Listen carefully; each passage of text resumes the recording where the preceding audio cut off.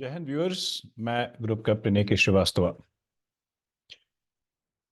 पिछले वीडियो में मैंने आप लोगों से इस बात पर चर्चा किया था कि किस तरीके से ओवर प्रोटेक्टिव पेरेंटेज यानी जो माँ बाप अपने बच्चों के पालन पोषण में ज़रूरत से ज़्यादा बच्चों को संरक्षण देते हैं, ज़रूरत से ज़्यादा बच्चों को दुनिया की अलग अलग घटनाओं में पार्टिसिपेट करने से बचाते हैं, तो इसका क्या असर होता है बच्चों के व्यक्तित्व के विकास में, ये हम लोगों ने देखा था।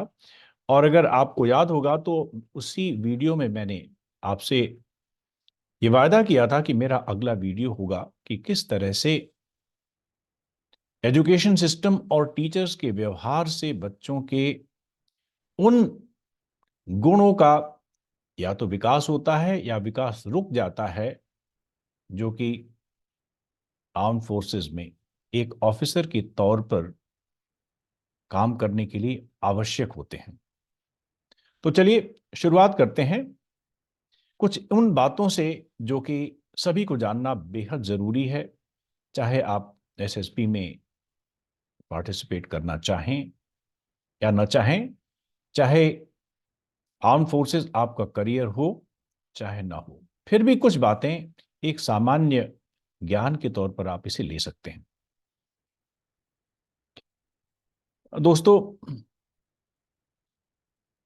एजुकेशन यानी शिक्षा दो तरीके से व्यक्तित्व को प्रभावित करती है। असल में शिक्षा या एजुकेशन की पूरी प्रक्रिया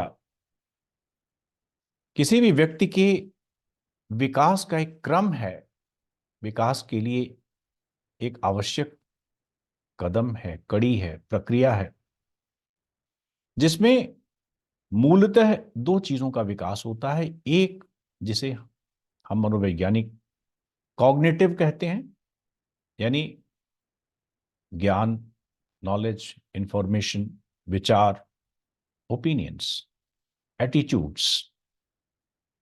और दूसरा सोशलाइजेशन यानी सामाजिकरण। व्यक्ति किस तरह से समाज में रहना सीखता है और सामाजिक नियमों को किस तरह से आत्मसात करता है। अब इन दो चीजों को हम देखते हैं एक विशेष संदर्भ में। सशस्त्र सेनाएं यानी आर्म फोर्सेस में आप एक टीम की तरह से काम करते हैं।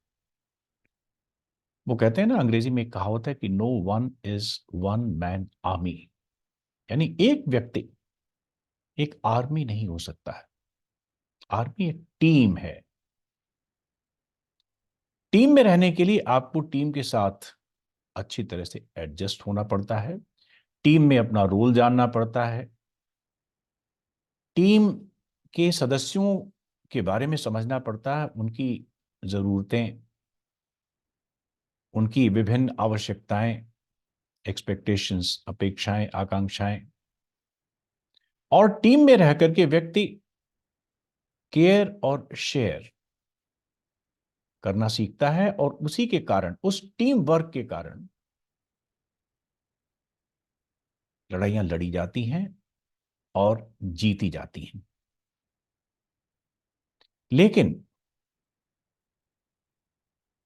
अगर आप आर्म फोर्सेस में एक ऑफिसर के तौर पर जाते हैं तो उस समय आपको दूसरी और भी जिम्मेदारियों का सामना करना पड़ता है, और अलग अलग तरीके के काम आप करते हैं। और इन कामों में मूलतः दो तरीके के काम होते हैं। या तो आप दुश्मन से, शत्रु से, थ्रेट से लड़ते हैं, या आप अपने एस्टैब्लिशमेंट, आप अपनी यूनिट का काम करते हैं। और दोनों ही कामों में जिस कॉग्निटिव क्वालिटी की, यानी जिस गुण की, कॉग्निटिव इसे आप कह सकते हैं, मुझे इसके लिए कोई ऐसा हिंदी शब्द नहीं अभी मेरे दिमाग में आ रहा है जिससे मैं समझा सकूं। इसको आप इंटेलेक्ट यानी बौद्धिक आप समझ सकते हैं। हालांकि बौद्धिक थोड़ा सा सीमित शब्द है। बहरहाल, तो मैं जिस बौद्धिक क्षमता की बात कर रहा हूं, कॉग्निटिव फैकल्टी की मैं बात कर रहा हूं, वो है क्रिएटिविटी, यानी रचनाधर्मिता, रचनात्मकता। क्रिएटिविटी वो चीज है जिसके कारण आप कोई नई चीज करते हैं, और क्रिएटिविटी के मूल में कल्पना या इमेजिनेशन होता है। अब ये कल्पना, क्रिएटिविटी या इमेजिनेशन किस तरीके से आपके बैटलफील्ड में, लड़ाई के क्षेत्र में या आप दूसरे कामों में आपको मदद करती है, तो आप समझिए कि जब आप बैटलफील्ड में जाते हैं, लड़ाई में जाते हैं, तो लड़ाई की एक रूपरेखा बनाते हैं, प्लानिंग बनाते हैं, यानी अपने ट्रूप्स को किस तरीके से आप डिप्लॉय करेंगे। लड़ाई की एक स्ट्रेटेजी बनती है, नीति बनती है, और वो नीति हमेशा दुश्मन की स्ट्रेंथ्स और वीकनेसेस, शत्रु की जो कमजोरियां हैं, शत्रु की जो जो उसके मजबूत पॉइंट्स हैं, उसके परिप्रेक्ष्य में बनती हैं। आपके पास कुछ हथियार हैं, कुछ ह्यूमन रिसोर्सेज हैं। इन ह्यूमन रिसोर्सेज और इन मटेरियल रिसोर्सेज, यानी अस्त्र शस्त्र का किस तरीके से आप उपयोग करेंगे, एक ही तरीका नहीं होता है उपयोग करने का। यहीं पर आपकी क्रिएटिविटी या यहीं पर आपका इमेजिनेशन, आपकी कल्पना आपका साथ देती है। लड़ाई में ध्यान रखिएगा, आपको अनप्रेडिक्टेबल होना है, यानी शत्रु पहले से आपकी चाल भांप न ले। अगर आपकी चाल शत्रु ने भांप लिया पहले से ही, तो उसके लिए वो तैयार हो जाता है, पहले से ही वो पूर्व नियोजित तरीके से काम करना शुरू करता है। तो आपको लड़ाई में अनप्रेडिक्टेबल रहना है। आपकी मूव्स, जो भी आप लड़ाई में रणनीति बनाते हैं, और रणनीति एक तो वो होती है जिसको आप लेकर के जाते हैं पहले से ही एक रूपरेखा बना करके, और दूसरी वो जो बैटलफील्ड में आपको तुरंत बनानी पड़ती। हो सकता है आपका पहले से बनाया हुआ प्लान काम ना करे, उस समय आपको ऑन द स्पॉट, तुरंत आपको कोई नई चीज सोचना पड़ता है, और वहां पर आपकी इमेजिनेशन ही आपके काम आती है। इमेजिनेशन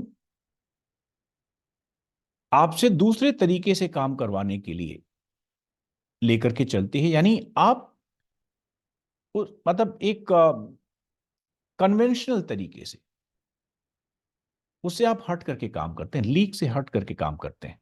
जिस व्यक्ति के पास इमेजिनेशन है, कल्पना है, वो कन्वेंशनल तरीके से, यानी दूसरों के सोचे हुए तरीके से काम करना, उसमें बहुत ज्यादा वो कंफर्टेबल नहीं महसूस करता है।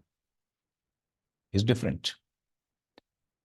इमेजिनेशन वाला व्यक्ति डिफरेंट करता है और डिफरेंटली करता है, और इस डिफरेंट और डिफरेंटली करने पर ही आप शत्रु के लिए अनप्रेडिक्टेबल, दुश्मन आपको भांप ना पाए। और इसके अलावा अगर आप एकेडमीज में जाएंगे, जब आपकी ट्रेनिंग होगी, या हो सकता है कुछ और आप कोर्सेज करें, तो उसमें आपको प्रिंसिपल्स ऑफ वॉर, यानी युद्ध के सिद्धांत, इसके बारे में बताया जाता है। और जितनी भी लड़ाइयां हुई हैं, आप देखेंगे कि अधिकतर अधिकतर उनका परिणाम एक ऐसे मूव, यानी एक ऐसी चाल एक पक्ष चलता है जिससे दूसरा पक्ष बिल्कुल ही हतप्रभ रह जाता है। उसे हम बोलते हैं एलिमेंट ऑफ सरप्राइज। तो अगर आपकी इमेजिनेशन, आपकी क्रिएटिविटी, आपकी कल्पना अगर एक ऊंचे स्तर की है, तब आप अपने शत्रु को सरप्राइज कर पाएंगे। आप अपने शत्रु से अनप्रेडिक्टेबल रह पाएंगे। दुश्मन आपको भांप नहीं पाएगा और आपकी चाल दुश्मन भांप नहीं पाएगा।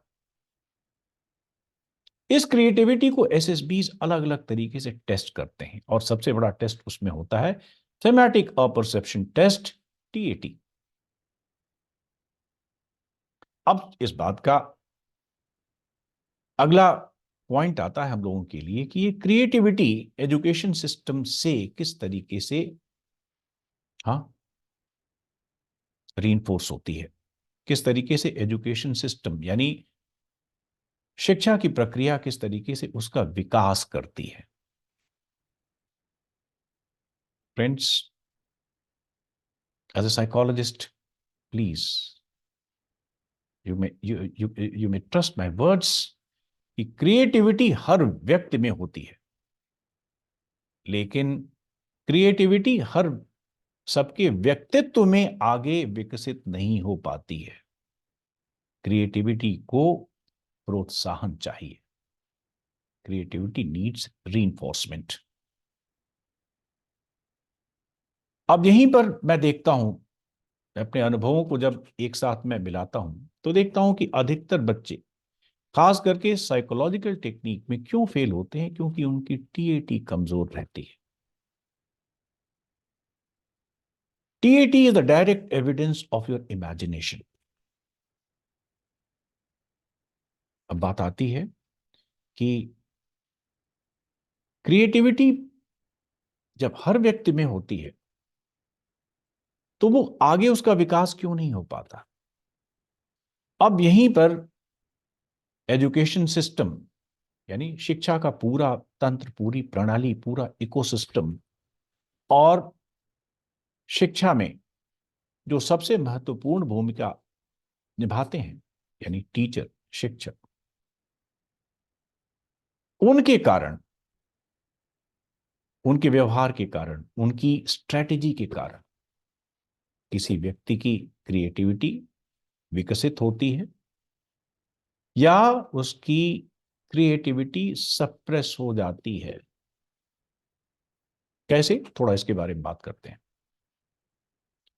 तो दोस्तों, आज जिसे हम कह सकते हैं कि आज हम ऐसे युग में जी रहे हैं जहां पर बहुत सारे तथ्य, बहुत सारे फैक्ट्स हमारे पास हैं, बहुत सारी रिसर्चेस, शोध अनुसंधान हुए हैं और आज हम एक ऐसे युग में जी रहे हैं, नॉलेज बूम कह सकते हैं इसे आप। इतना अधिक ज्ञान अलग अलग क्षेत्रों में मानवता ने अर्जित किया है कि उस ज्ञान की थाह पाना बहुत मुश्किल है और उसमें से काफी कुछ ज्ञान शिक्षा के माध्यम से एक जिसे फॉर्मल स्कीम ऑफ एजुकेशन कह सकते हैं, उसके माध्यम से व्यक्ति ग्रहण करता है। आप में से जो सीनियर लोग होंगे वो इस बात की तस्दीक करेंगे। अगर आपने अपने बुजुर्गों से, अपनी तीसरी पीढ़ी पहले से, अगर अपने आप का या आज का सिलेबस अगर आप कंपेयर करेंगे तो चाहे विज्ञान हो, चाहे गणित हो, रसायन शास्त्र हो, बायोलॉजी हो, आज हायर सेकेंडरी के सिलेबस में बहुत सारी वो चीजें हैं जो कभी ग्रेजुएशन और पोस्ट ग्रेजुएशन में लोग पढ़ाई करते थे। क्यों? क्योंकि आज इतना अधिक नॉलेज हमारे पास है कि उसको एकोमोडेट करने के लिए हमको जो चीजें बहुत पहले, जो पिछली पीढ़ियां बहुत आगे की क्लासेस में पढ़ती थी, उसको आज हमको पहले की क्लास में शुरू करना पड़ता है। और अगर ऐसा ना करें तो बहुत सारी चीजें जो आवश्यक हैं छूट जाएंगी। आज की पूरी शिक्षा प्रणाली आपको तथ्यात्मक यानी फैक्चुअल नॉलेज पास करने पर, हाँ, यानी उसकी स्कीम में है। अब इसका फायदा नुकसान क्या है? इसका फायदा तो ये है कि लोगों को बहुत सारा ज्ञान मिल जाता है, लेकिन सबसे बड़ा नुकसान ये है कि ऐसा तथ्यात्मक ज्ञान, ऐसा फैक्चुअल नॉलेज आपकी जो ज्ञान को खोजने की, ऐसे एक्सप्लोरेटरी इंस्टिंक्ट आप कह सकते हैं, उसको दबा देती है, क्योंकि आपको इतना ज्ञान पहले से ही बाहर अवेलेबल है कि आप अब जो है नए तरीके का ज्ञान अपने अपने तरीके से आप खोज नहीं पाएंगे, या अगर खोज पाएंगे तो बहुत श्रम करना पड़ेगा और परिणाम बहुत थोड़ा होगा। तो आज का पूरा एजुकेशन सिस्टम क्या हो गया है? सोर्स डिपेंडेंट हो गया है। यानी आपको जो भी चीज चाहिए वो कहीं ना कहीं उपलब्ध है, तो आपको खुद कोई चीज खोजने की जरूरत नहीं है। जो अन्वेषण की प्रवृत्ति है वो दब जाती है। और खास करके साइंस में, मैथमेटिक्स में, जहां पर न केवल बहुत बड़ा नॉलेज बैंक अवेलेबल है, लेकिन उसको अर्जित करने के लिए, आत्मसात करने के लिए कुछ स्टेप्स चरणबद्ध तरीके से, फिक्स स्टेप्स हैं, और उनको, वो स्टेप्स आपको याद करना जरूरी पड़ जाता है। यानी आपकी जो पर्सनल एप्लीकेशन है, एक्सप्लोरेशन है, अन्वेषण की वृत्ति है, उसका स्कोप बहुत कम हो गया है। एक तो साइंस के सब्जेक्ट्स में आपका व्यक्तिगत कुछ भी न कर पाने का स्कोप एकदम कम हो गया है। और इसके साथ साथ एक कड़वा सच मैं आपको बता रहा हूं कि बहुत सारे पेरेंट्स, बहुत सारे बच्चे, बहुत सारे टीचर्स खुद भी बच्चों को सिर्फ फैक्चुअल नॉलेज की, आपको इतना याद रखना है बस, इससे ज्यादा कुछ भी आप लिखेंगे तो आपके नंबर कट जाएंगे। हालांकि सिलेबस में बहुत सारे क्रियात्मक, एक्सपेरिमेंटल या SUPW या साइंस के प्रोजेक्ट्स दिए जाते हैं, लेकिन आप उस साइंस के प्रोजेक्ट्स को कितनी गंभीरता से करते हैं। मैंने दिल्ली में देखा, साइंस का प्रोजेक्ट्स टीचर ने दिया, जो लिस्टेड प्रोजेक्ट्स हैं वो बने बनाए मार्केट में उपलब्ध हैं। तो आप द्वारका जाइए, जनकपुरी जाइए, वहां पर दो चार ऐसे, हाँ, लोग मिल जाएंगे, ऐसी दुकानें मिल जाएंगी जहां आपने बोला कि मुझे ये प्रोजेक्ट चाहिए, बना बनाया आपके लिए उपलब्ध है। तो आपने उस प्रोजेक्ट को अपनी क्रिएटिविटी के लिए या अपने सीखने के लिए इस्तेमाल नहीं किया, आप उस प्रोजेक्ट को केवल इसलिए जाकर के खरीद लेकर के आते हैं ताकि आपका नाम, कि आपने ये प्रोजेक्ट कर लिया, उसमें टिक लग जाए। तो यानी आप सोर्स डिपेंडेंट हो गए हैं, तो आपकी अपनी कल्पनाशीलता कहां चली गई? क्या उसका पोषण हो पाएगा? ये ऐसा सवाल है जो पेरेंट्स और टीचर्स दोनों लोगों को मिलकर के सोचना है।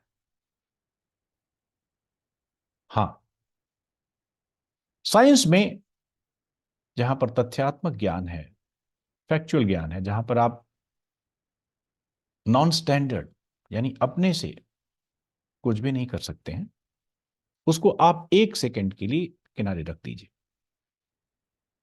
ह्यूमैनिटीज में, भाषा में, लैंग्वेज लर्निंग में, हिस्ट्री में, यानी उन सब्जेक्ट्स में जरूर काफी स्कोप है, लेकिन वहां क्या होता है? मेरी बात निश्चित रूप से आप उसके ऊपर यकीन कीजिए। मैं 2 सैनिक स्कूल्स में खुद हेडमास्टर रह चुका हूं, मुझे पता है टीचर्स सोशल स्टडीज में या लैंग्वेज स्टडीज में डिक्टेशन देते हैं, और साथ साथ स्टूडेंट्स को चेतावनी देते हैं कि आपको ऐसा ही लिखना है। मर्चेंट ऑफ वेनिस के में पोर्शिया के चरित्र का चित्रण कीजिए या उसकी व्याख्या कीजिए। टीचर डिक्टेशन देता है, विद्यार्थी उस डिक्टेशन को नोट कर लेते हैं और फिर उसको याद कर लेते हैं। और टीचर उसके साथ साथ चेतावनी भी देता है कि अगर इससे कम लिखा, इससे ज्यादा लिखा तो निश्चित रूप से आपके नंबर कट जाएंगे। तो आपके व्यक्तित्व का विकास कहां हो रहा है? आपकी रचनात्मकता को, आपकी कल्पना को, आपकी इमेजिनेशन को, आपकी क्रिएटिविटी को कहां पोषण मिल रहा है? मैं चाहता हूं कि आप इस प्रश्न को अपने आप से करें और इसका उत्तर पाने की कोशिश करें कि अगर आप सोर्स डिपेंडेंट हो गए, दूसरे स्रोत के ऊपर निर्भर हो गए, तो यह निर्भरता आपकी क्रिएटिविटी को कितना पोषित करेगी। लेकिन दोस्तों, सवाल यह है कि क्या कोई रास्ता नहीं है? क्या इस सिस्टम में, जो कि फैक्चुअल नॉलेज से बिल्कुल ही डोमिनेटेड है, क्या इसमें अपनी कल्पनाशीलता की कुछ जगह नहीं, कोई स्कोप नहीं है? निश्चित रूप से है। लेकिन इसका उत्तर शिक्षा का जो सिस्टम है, जो इकोसिस्टम है, जो टीचर्स हैं, उनको मिलकर के देना है। और पेरेंट्स को भी इस बात को देखना है कि उनके बच्चे वाकई में कुछ सीखें, न कि टीचर को खुश करने के लिए या एक एक्टिविटी को बस कि हमने ये कर लिया उसकी लिस्ट में अपना नाम ऐड करवाने के लिए कि हम पीछे नहीं रह गए, हमने कर लिया। उद्देश्य ये नहीं है कि हम टीचर्स को खुश करें या एक एक्टिविटी में अपना नाम दर्ज करा लें कि यस, मैंने ये प्रोजेक्ट कर लिया। शिक्षा का पूरा उद्देश्य है कि आप उससे कुछ सीख सकें। और अगर आपने खुद अपनी एक्टिविटी से, अपने प्रयास से, अपनी कल्पनाशीलता से कोई चीज करेंगे, अगर आप हाँ ये करने की आदत डालेंगे बच्चे, तो वो धीरे धीरे करके उनकी इमेजिनेशन, उनकी कल्पना को एक उद्दीपन मिलता है, ट्रिगर मिलता है। अदरवाइज अगर ऐसा नहीं हुआ तो उनकी रचनाधर्मिता, उनकी कल्पनाशीलता सप्रेस हो जाती। बहुत सारे पेरेंट्स क्या करते हैं? बहुत सारे parents examination oriented, marks oriented, बच्चों को कहते हैं एग्जाम में नंबर कट जाएंगे। तो बच्चा एग्जामिनेशन ओरिएंटेड हो जाता है, फिर वो अपनी रचनात्मकता को बिल्कुल ही छोड़ देता है। और हम में से अधिकांश को ये चीज सोचनी है कि अगली पीढ़ी की रचनात्मकता को विकसित करने के लिए activity based, exploratory based learning होनी चाहिए। मेरा ख्याल है आप इस बात पर बहुत गंभीरता से विचार करेंगे और ये सोचेंगे